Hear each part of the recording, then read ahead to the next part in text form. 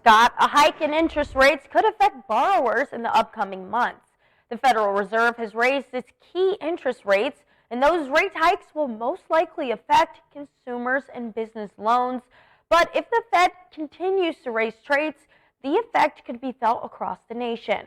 Our WZMQ, Sophia Murphy, spoke with the assistant professor of economics at NMU about what this could mean for your wallet. Last week, the Fed increased interest rates, raising the cost of borrowing money. Increased rates will work to slow down the rising inflation, but as they continue to creep up, people across the country will feel the effects. This is going to meet itself out for people differently.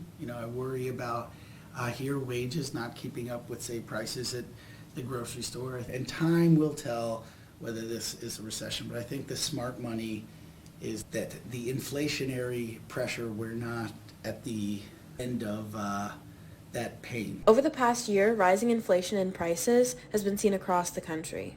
Many point fingers at the pandemic causing prices to rise, but economists are warning it's not quite that simple. And you have something like COVID hit with loose monetary policy. We decide to add a lot of money into the economy, and at the same time, you have supply chain issues. Russia goes to war. Dr. Joshua Ingber is the assistant economics professor at NMU. According to him, over the pandemic, the Fed made moves to keep the economy working quickly, introducing stimulus bills and keeping interest rates low. Now, Ingber says, with these pandemic effects, the Fed is making an attempt to slow inflation down. The Fed is trying to, thread a needle, as it were, where they're trying to not create the recession that happened in the late 70s, early 80s.